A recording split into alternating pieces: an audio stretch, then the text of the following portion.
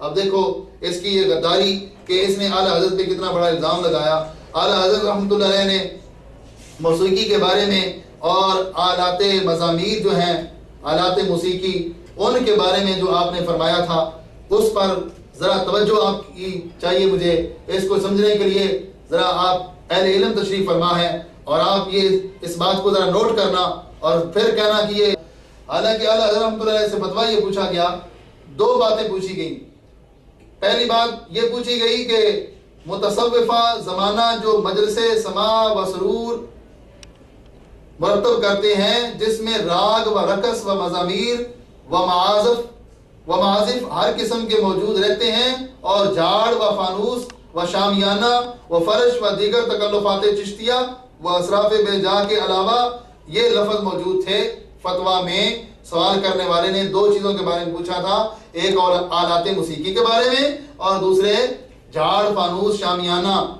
یہ آلات موسیقی نہیں ہوتے, ان دو چیزوں کے بارے میں پوچھا. پہلے آلات موسیقی الگ فتویٰ پوچھا اور جھاڑ فانوس کے بارے میں الگ فتویٰ پوچھا. لیکن اس ظالم نے کتنا بڑا ظلم کیا, اعلیٰ حضرت کی عبارت پڑھ دی اور مزامیر کو جائز قرار دے دیا. اب اعلیٰ حضرت فاضل بریلوی کا فتویٰ سن لیں. یہ پہلا جواب انہوں نے دیا.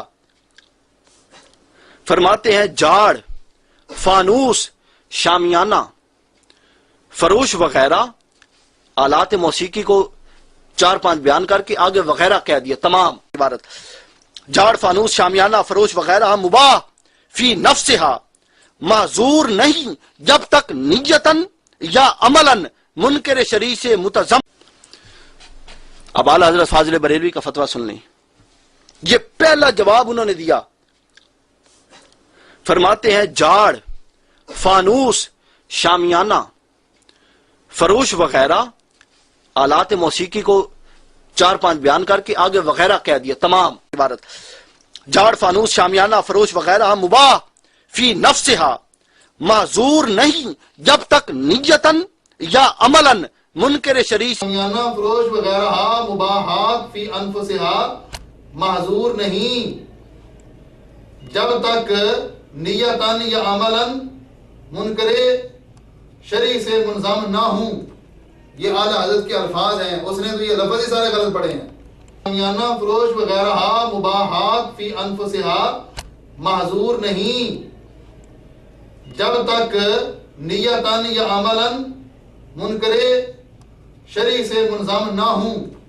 یہ اعلیٰ حضرت کے الفاظ ہیں, اس نے تو یہ لفظ ہی سارے غلط پڑھے ہیں. عبارت جھاڑ فانوس شامیانہ فروش وغیرہ مباح فی نفسہا معذور نہیں جب تک نیتاً یا عملاً منکر شرع سے متضم. عبارت جھاڑ فانوس شامیانہ فروش وغیرہ مباح فی نفسہا معذور نہیں جب تک نیتاً یا عملاً منکر شرع سے متضم. لفظ تھا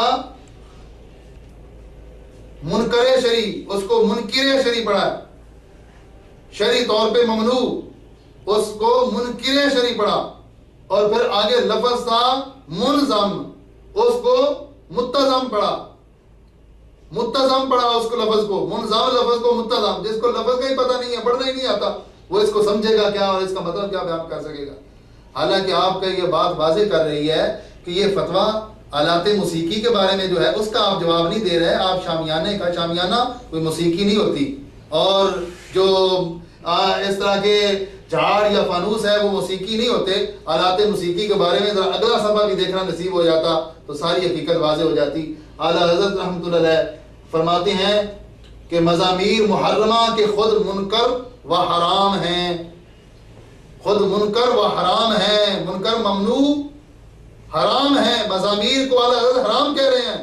اور یہ موسیقی کی دھن پہ پلنے والے اور رقص بیجا کرنے والے, یہ دیکھو کتنی بڑی جسارت کر کے اعلیٰ حضرت کا نام لے رہے ہیں. اور اگلے صفحے پر بھی موجود ہے مزامیر حرام است, مزامیر حرام ہیں.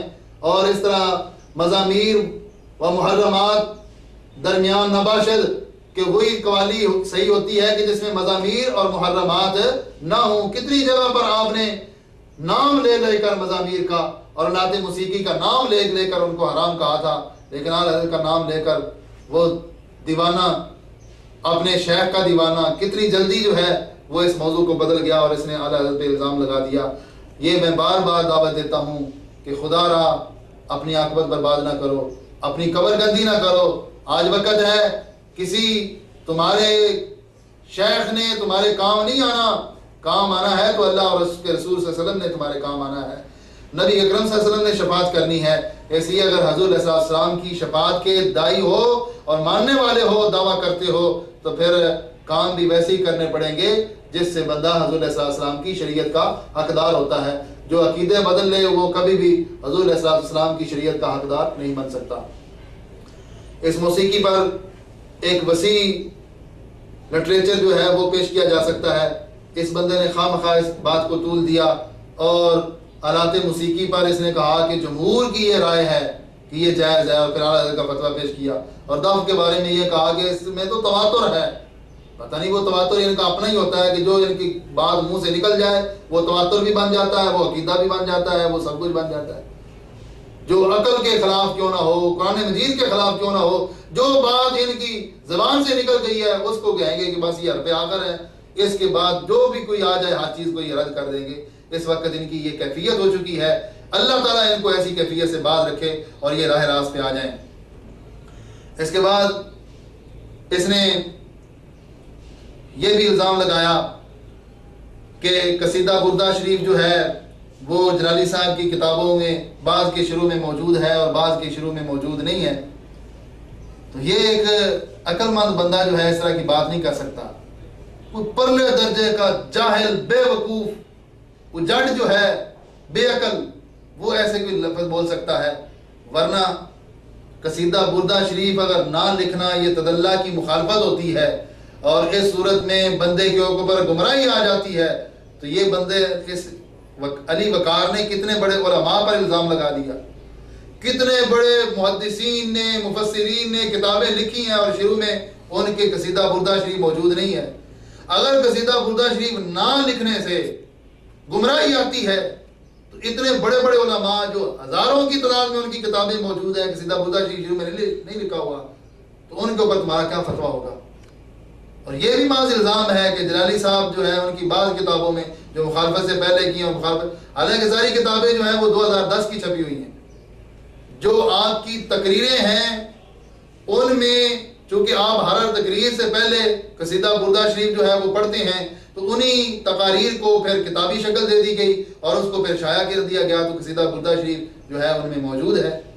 تو میں یہ پوچھنا چاہتا ہوں کہ قصیدہ بردہ شریف نہ لکھنا اگر یہ علامت ہے مخالفت کی، تدلہ کی مخالفت کی وجہ سے گمراہی کے آ جانے کی، تو میں پوچھتا ہوں کہ ان علماء کے بارے میں تمہارا فتویٰ کیا ہوگا جنہوں نے اپنی کتاب میں قصیدہ بردہ شریف نہیں لکھا، جو امام بصیری سے پہلے کو ہوئے ہیں جس وقت قصیدہ بردہ شریف موجود ہی نہیں تھا، ان کے بارے میں تمہارا فتویٰ کیا ہوگا. تو پتہ چلا کہ یہ انتہائی بے وقوف آدمی ہے جس نے کچھ پڑھا بھی نہیں، کچھ سیکھا بھی نہیں، کچھ تربیت بھی نہیں، کوئی چیز بھی ان کے اندر موجود نہیں ہے، جس کی وجہ سے یہ لوگ آج یہ ظلم و ستم کرتے جا رہے ہیں. آگے دیکھیے کہ انہوں نے مشرق کے مسجد میں داخل ہونے پر بڑا زوردار حوالہ پیش کرنا چاہا اور دھوکہ یہ دیا کہ کتاب دکھائی شرح صحیح مسلم دکھا کر نظر یہ آ رہی تھی، بتا یہ رہے تھے کہ یہ عمدۃ القاری، یہ عمدہ کتاب یہ تھی شرح صحیح مسلم اردو کی، اور نام عمدۃ القاری جو عربی کے اندر، عربی کے 2 لفظ نہیں پڑھنے آتے، نام اس کا لے رہے تھے اور آگے یہ رکھی ہوئی تھی اور اوپر ہاتھ لگا کر کہ یہ شرح، یہ کتاب ہے عمدۃ القاری جلد 4 صفحہ نمبر 237، جس کو پڑھے بغیر کوئی عالم نہیں بن سکتا. عمدۃ القاری شرح صحیح بخاری حدیث کی سب سے بڑی شرح. یہ کتاب ہے عمدۃ القاری جلد 4 صفحہ نمبر 237، جس کو پڑھے بغیر کوئی عالم نہیں بن سکتا. عمدۃ القاری شرح صحیح بخاری آیا کہ عمدۃ القاری جو تمہیں پتہ نہیں دیکھنی بھی نصیب ہوئی ہے یا نہیں ہوئی، تو اس کی بجائے تو شرح صحیح مسلم سامنے رکھ کے کہتا ہے کہ یہ میرے پاس یہ عمدۃ القاری ہے. عمدۃ القاری اگر اس طرح یعنی لوگوں کو دھوکہ نہیں دینا چاہیے، جو کچھ پاس ہو، جتنے پانی میں بندہ ہو اتنے میں رہے، جتنی چادر ہو اس کے مطابق بندہ پاؤں پھیلائے. اگر عربی پڑھنے کی صلاحیت نہیں ہے تو پھر عربی کتابوں کا حوالہ نہیں، جو کتاب تمہارے پاس موجود ہے جو پڑھ سکتے ہو اسی کا حوالہ دے سکتے ہو. اس کے بعد اس نے قبلہ ڈاکٹر صاحب کے ایک حق چار یار کے موضوع پر جو آپ کا بیان ہے اس پر اعتراض کرتے ہوئے ایک انتہائی جہالت کا ثبوت دیا کہ آپ دیکھ کر حیران ہوں گے کہ ایسا جاہل ایسے اعتراض تو کبھی نجدی بھی نہیں کرتے تھے جیسے انہوں لوگوں نے کرنے شروع کر موضوع پر. اس پر اس نے، یہ بھی آپ کی تقریر ہے یا آپ کا بیان ہے، اس کے اندر صفحہ نمبر 7 پر اس نے یہ اعتراض کیا کہ یہاں لفظ جو ہے کتابت کی غلطی کی وجہ سے علیکم کی بجائے اکیکم لکھا گیا ہے کہ لام کا ساتھ وہ اوپر ڈنڈا لگا کر اس کو کاف بنا دیا گیا ہے، تو یہ اکیکم لکھا گیا ہے. تو یہ اعتراض جو ہے یہ تو ایسا اعتراض کوئی بندہ بھی کسی عالم پر نہیں کر سکتا کہ اس نے ایسے، یہ کتابت کی غلطی ہے. اگر ایسے ہی کرنا ہے تو تمہاری کتابیں تو سینکڑوں کے لحاظ سے کتابت کی غلطیوں سے بھری پڑی ہیں. یہ الزام لگانا چھوڑیں، آپ نفس مسئلہ پہ آئیں. آپ جس کی وکالت کر رہے تھے اس موضوع پہ آپ رہیں، اس موضوع پر کوئی بات پاس ہے تو وہ لاؤ. اور وہ چونکہ تمہارا قول جھوٹا ہے، تم اس بارے میں گستاخ رسول کی حمایت کر کے اس کے زمرے میں شریک ہو رہے ہو، ایسے اس موضوع پہ تو آ نہیں سکتے. اب خواہ مخواہ وقت ضائع کرنے کے لیے ہمارے قبلہ جلالی صاحب کو انہوں نے اس طرح کے الفاظ لگا کر ان کو الزام دیا، اور یہ کتابت کی غلطی تھی اور ساتھ یہ لکھا ہوا سنت الخلفاء الراشدین. تو یہاں اس نے بڑی خوشی کا اظہار کیا کہ مجھے بڑی غلطی مل گئی ہے، ڈاکٹر صاحب کی بہت بڑی غلطی. حالانکہ غلطی نکالنے والا کوئی صلاحیت کا مالک ہو تو پھر ہی وہ غلطی نکال سکتا ہے. امتحان ہمیشہ وہی لے سکتا ہے کہ جو جس کا امتحان لے رہا ہے کم از کم اس جیسا پڑھا ہوا ہو، اتنا اس نے علم حاصل کیا ہوا ہو. پہلی بات اس سے زیادہ ہونا چاہیے یا کم از کم اتنا تو ہو. تیری حیثیت کیا ہے؟ کیا پدی اور کیا پدی کا شوربہ جلالی صاحب کا جا کے مقابلہ کر رہا ہے اور الزام یہ لگا رہا ہے کہ دیکھو راشدین کے ساتھ مہدیین نہیں ہے، اس لیے جو ہے نا یہاں پر انہوں نے بہت بڑی گستاخی کی ہے کہ مہدیین میں اہل بیت کی شان واضح ہو رہی تھی. مہدیین سے مراد اہل بیت تھے، امام مہدی تھے، ان کی شان واضح ہو رہی تھی. تو جلالی صاحب نے یہاں پہ مہدیین کا لفظ اڑا دیا. ایسا اعتراض کوئی بندہ بھی کسی عالم پر نہیں کر سکتا کہ اس نے ایسے، یہ کتابت کی غلطی ہے. اگر ایسے ہی کرنا ہے تو تمہاری کتابیں تو سینکڑوں کے لحاظ سے کتابت کی غلطیوں سے بھری پڑی ہیں. یہ الزام لگانا چھوڑیں، آپ نفس مسئلہ پہ آئیں. آپ جس کی وکالت کر رہے تھے اس موضوع پہ آپ رہیں، اس موضوع پر کوئی بات پاس ہے تو وہ لاؤ. اور وہ چونکہ تمہارا قول جھوٹا ہے، تم اس بارے میں گستاخ رسول کی حمایت کر کے اس کے زمرے میں شریک ہو رہے ہو، ایسے اس موضوع پہ تو آ نہیں سکتے.